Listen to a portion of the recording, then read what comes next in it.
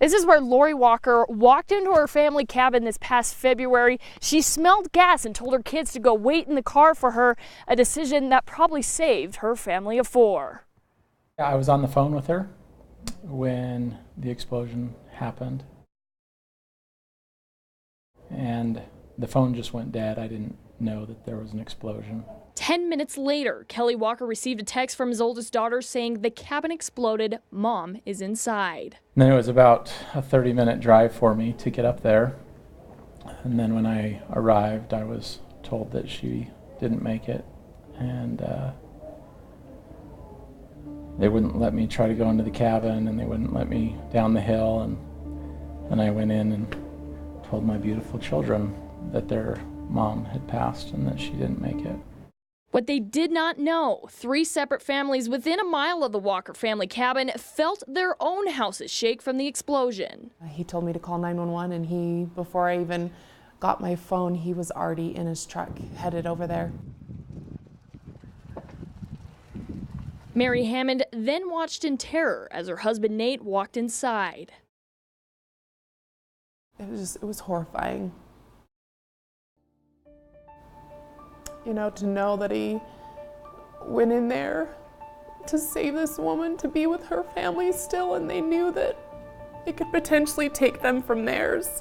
Not knowing if they could even save Lori, they were just trying to find her. Mark Pierce was one of the 3 rescuers. The drywall was just like blown right off of all the walls downstairs. There was, you know, big pieces of broken glass all over the place, and it was probably, I don't know, a good 50 feet or something of just like solid debris. It was through this window that Mark and the other 2 rescuers entered the exploded house. This is the area they found Lori buried in debris, and only a short amount of time to get her out alive. There was fire over her and over us in that room. You know, part of me wanted to just totally save myself, but you know, especially when the kids were saying that their mom was dead, you know, just. In the corner of this cell phone video, you can see the 3 rescuers rolling Lori out into the snow where they waited for firefighters to arrive. You can see the burning house in between firefighters and the rescuers, and how far away those lights are from where Lori laid in the cold. It was too hot. You had to get off that hill and over the edge down to away from it.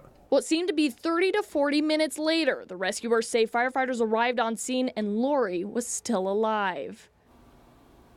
He didn't say anything. He just embraced me.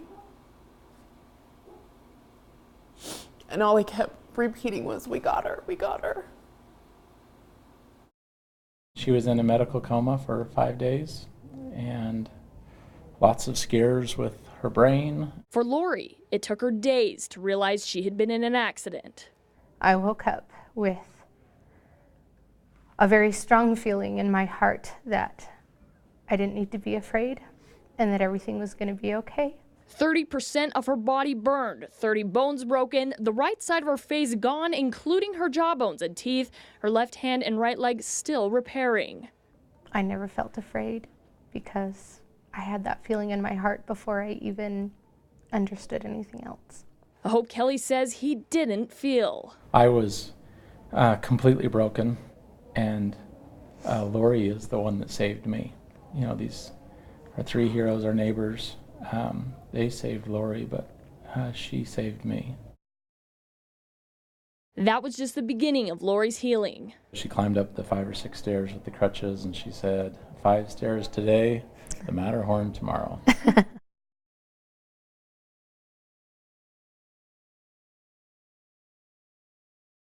She has the right attitude in all this, that to get her through this, because it's such a long road, and she's gonna make it. She's the miracle in all this.